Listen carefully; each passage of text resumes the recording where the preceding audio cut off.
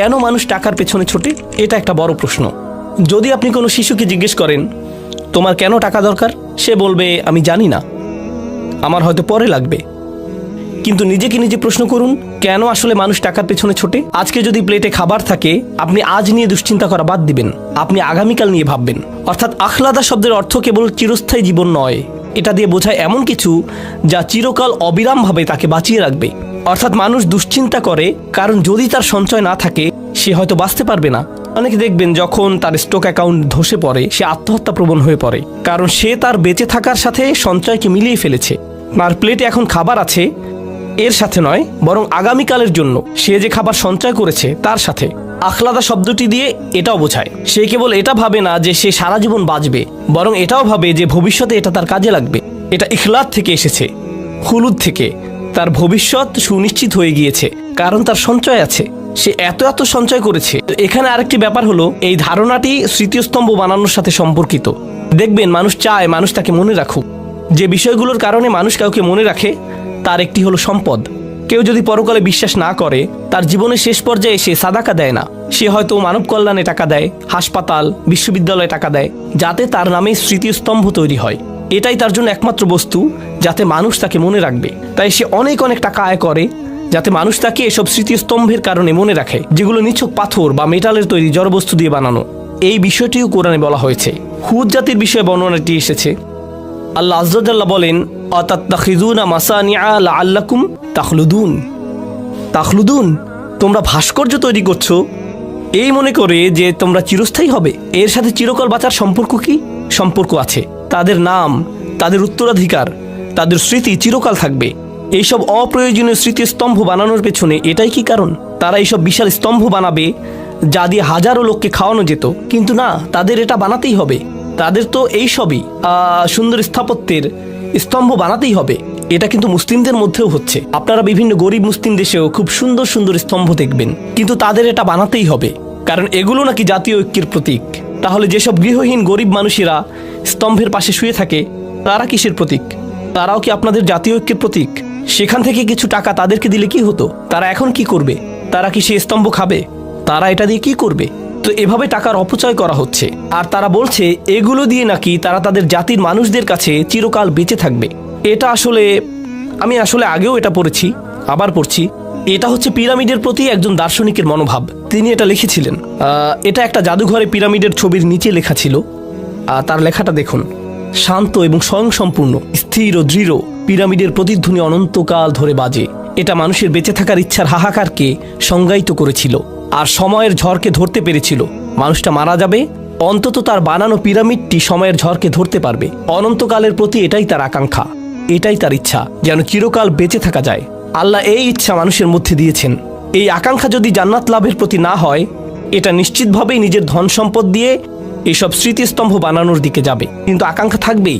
যেমন যে কোনো সুন্দর জিনিসের প্রশংসা করাটা আল্লাহ আমাদের মনে দিয়ে দিয়েছেন। অসাধারণ কোরআন তেলাওয়াত শুনে যদি আপনার ভালো না লাগে, এর মানে আপনি মিউজিকের প্রতি ঝুঁকে পড়েছেন। আকাঙ্ক্ষা কিন্তু থাকবেই, এর গতিপথ ঠিক করে দিতে হয়। এদিকে যাবে নয়তো ওদিকে যাবে। বুঝতে পেরেছেন? এটাই আমরা এখানে শিখছি। তো যারা, বলে রাখি, এটা আমার শিক্ষক ডক্টর আহমদের মন্তব্য। তিনি এই সূরা নিয়ে মন্তব্য করেছেন। তিনি বলেন, দুনিয়ার প্রতি মানুষের দুই ধরনের প্রলোভন থাকে। কোরআনে সাধারণত টাকা এবং সন্তানের কথা বলা হয়েছে, তাই না? আর তাকাসুর ফিল আমওয়ালি ওয়াল আওলাদ। আমরা দেখছি এই সূরায় কিসের কথা বলা হয়েছে? মাল, আওলাদ নয়। তিনি এটা নিয়ে মন্তব্য করেছেন, এটা তার নিজের চিন্তা। তিনি বলেন, আমি আমার জীবনে লক্ষ্য করেছি যাদের সন্তান নেই তারা টাকার প্রতি আরো বেশি মগ্ন হয়ে পড়ে। যদি সন্তান না থাকে, যদি আপনার সন্তান থাকে আপনার দুটি বিষয় নিয়ে চিন্তা থাকে, কিন্তু যদি আপনার সন্তান না থাকে তখন আপনি টাকা আয় করা, গণনা করা নিয়ে পুরোপুরি মগ্ন হয়ে পড়েন। আর যারা টাকা নিয়ে এত বেশি চিন্তিত, যদি আপনি তাদেরকে জিজ্ঞেস করেন তারা কেন সন্তান নেয় না, তারা কি কারণ দেখায়? টাকা। তারা কি কারণ দেখায়? টাকা। আমি জানি না সন্তানের খরচ চালাতে পারবো কিনা, আমি জানি না। আমাদের নিজেদের চলার টাকা আছে, আমি নিশ্চিত নই সন্তানের খরচ চালাতে পারবো কিনা, ভবিষ্যতের কথা ভেবে। যাই হোক, ইয়াহসাবু আন্না মালাহু আখলাদা এর তাফসিরে আসি। তাওয়ালাল মালু আমলাহু, তার ধন সম্পদ তার নিরাশা বাড়াবে। ওয়ামান্নাহুল আমানিয়াল বাঈদা, এটা তাকে কিছু অলিক কল্পনা দিবে যা বাস্তবতা থেকে অনেক দূরে। ততক্ষণ পর্যন্ত যতক্ষণ না সে নিজেকে গভীরভাবে উদাসীন করে তোলে এবং তার মিথ্যা আশাকে প্রলম্বিত করে। ইয়াহসাবু আন্না মালাহু তারাকাহু খালিদান, সে মনে করে তার সম্পদ তাকে চিরস্থায়ী করবে। ফিদ দুনিয়া লা ইয়ামুত, এই দুনিয়ায় যেন সে কখনো মরবে না। এটা দিয়ে পরকালকেও বোঝানো হয়েছে। সে মনে করে, আর হ্যাঁ, এটা বোঝাটা খুবই জরুরি, এমন অনেকে আছে যারা মনে করে আল্লাহ তাদেরকে এত বেশি দিয়েছেন তাই তারা পরকালেও পার পেয়ে যাবে। হে, আল্লাহ আমাকে এত ভালোবাসেন, তিনি আমাকে এত এত সম্পদ দিয়েছেন, আল্লাহ নিশ্চয়ই পরকালেও আমার জন্য ভালো কিছুই দিবেন। আমাদের অনেকের চিন্তা ভাবনা এমন। এটা আসলে খ্রিস্টান প্রোটেস্ট্যান্টদের বিশ্বাসের মূল ভিত্তি। তারা আপনাকে বলবে গড চান যেন আপনি প্রমোশন পান, তিনি চান যেন আপনি বেশি বেশি টাকা কামাতে পারেন, তিনি চান যেন আপনি লোনটা পান, কারণ তিনি আপনাকে ভালোবাসেন। বেশি টাকা কামানো মানে আল্লাহ আপনাকে ভালোবাসেন। এই নিয়ে একটা ঘটনা কোরআনে সূরা কাহফে বর্ণিত হয়েছে। সে ভেবেছে যেহেতু তার বাগানটা বেশি সুন্দর, সেহেতু অমা আযুন্নু সাআতা কাইমাতান, আমার মনে হয় না কিয়ামতে আমার আর কোনো সমস্যা হবে। ওয়ালা ইরুদিতু ইলা রাব্বি, যদি কখনো আমার পালনকর্তার কাছে আমাকে পৌঁছে দেওয়া হয়, লা আজিদান্না খায়রাম মিনহা মুনকালাবা, তবে সেখানে এর চাইতে উৎকৃষ্ট কিছু পাবো। আল্লাহ আমাকে শুধু দুনিয়ায় ধন সম্পদ দিবেন না, আখিরাতেও দিবেন। তুমি এখানে গরিব আছো, সেখানেও গরিব থাকবে। এটাই ছিল চিন্তা ভাবনা। বলে রাখি, দুর্ভাগ্যবশত এমন মানসিকতা, বিশ্বাস করুন বা না করুন, আমাদের অনেক মুসলিম ভাইদের মধ্যে ঢুকে গেছে। তারা ভাবে আল্লাহ আমাকে অনেক বেশি ভালোবাসেন, আমাদের থাকার জন্য সুন্দর বাড়ি আছে, ভালো চাকরি আছে, বড় ব্যবসা আছে, পরিষ্কারভাবে বোঝা যাচ্ছে আল্লাহ আমাকে ভালোবাসেন, তিনি আমার মধ্যে এমন কিছু পেয়েছেন যা অন্যদের মধ্যে পাননি। তাহলে আর চিন্তা কি, আল্লাহ আমার সাথেই আছেন। আসলে যেগুলোর জন্য আপনি আল্লাহকে ধন্যবাদ দিচ্ছেন, প্রকৃতপক্ষে এগুলো মূলত একটা পরীক্ষা। কিছু মানুষের জন্য দারিদ্র্য হচ্ছে পরীক্ষা, আর কিছু মানুষের জন্য ধন সম্পদ হচ্ছে পরীক্ষা। দুটোই পরীক্ষা, কোনোটাই আসলে কাউকে কারো চেয়ে এগিয়ে রাখে না। তাই আমি বলছি না যে ধনীদের জন্য পরীক্ষা বেশি আর গরিবরা কম পরীক্ষায় আছে। আমাদেরকে বুঝতে হবে যে দুটোই পরীক্ষা, দুটো অবস্থায় আসলে পরীক্ষা।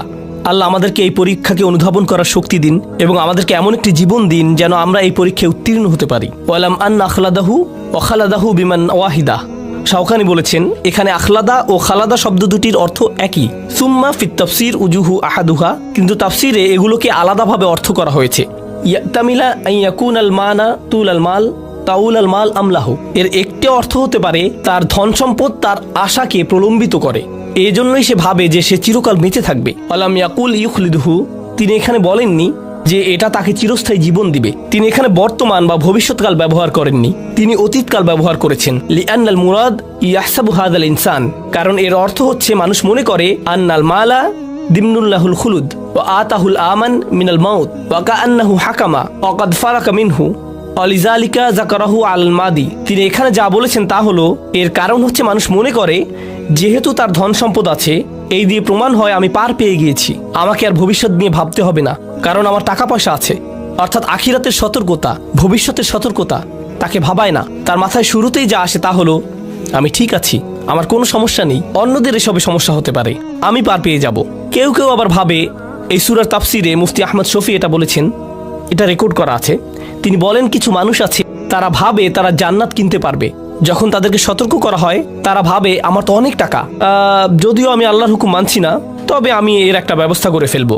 সামনের হজে আমি এলিট প্যাকেজে যাব, এলিট প্যাকেজে গেলে কোনো সিকিউরিটি গেটে আমাকে আটকাবে না, এরপর একদম সোজা জান্নাতে চলে যাব, মানে জান্নাত আমার জন্য অপেক্ষা করছে। তো এভাবে সে ফুরু হয়ে যায়, অর্থাৎ ভবিষ্যৎ নিয়ে সে পুরোপুরি অসচেতন হয়ে পড়ে। অল আল হাসান, হাসান বলেন মা রাআইতু ইয়াকিনান, এটা একটা অসাধারণ মন্তব্য। মা রাআইতু ইয়াকিনান লা শাক্কা ফীহি আশবাহু বিশাক লা ইয়াকিনা ফিকাল মাউত, সে ভাবে আমি এ ব্যাপারে নিশ্চিত নই, যেখানে এতে আসলে কোনো সন্দেহ নেই, মানুষ এটা নিয়ে খুবই অনিশ্চিত, যেন এটা কোনো অনিশ্চিত বিষয়। এটা এমন একটি বিষয় যা অবশ্যই ঘটবে, এতে কোনো সন্দেহ নেই, আর মানুষ মনে করে যেন এটা কোনো অনিশ্চিত বিষয়, কখনো ঘটবে না, তারা এটা নিয়ে সন্দেহ করে। সুবহানাল্লাহ। আহাব্বাল মাল হুব্বান শাদীদান, এটা হচ্ছে আয়াতের আরেকটি অর্থ। সম্পদের প্রতি তাদের ভালোবাসা হলো তীব্র ভালোবাসা। হাত্তা তাকাদা আন্নাহু ইন ইনতাকাসা মালিল আমুত, যতক্ষণ না সে ভাবে যে আমার সম্পদ শেষ হয়ে গেলে আমি শেষ হয়ে যাব। ফালিযালিকা ইয়াহফিদুহু মিনান নুকসান ইয়াবকা হাইয়ান, তাই সে তার সম্পদ রক্ষা করে যাতে সে বাঁচতে পারে। ওয়া হাযা গায়রু বাঈদ মিন ইতিকাদিল বাখিল, একজন কৃপণ বা লোভীর মতোই তার চিন্তা ভাবনা বা বিশ্বাস। আন্না হাযা তারিদ বিল আমালিস সালিহ, এটা হচ্ছে ভালো কাজের বিপরীত। ওয়া আন্নাহু হুয়াল্লাযী ইয়াখলুদু সাহিবাহু ফিদ দুনিয়া বিযিকর, আর এটা হচ্ছে ভালো মানুষেরা এটা জানে যে ভালো কাজ করে এটাই তাকে সত্যিকারের চিরস্থায়ী জীবন দেবে। ভালো কাজের প্রচারের মাধ্যমে ওয়াফি আখিরি নাইমিন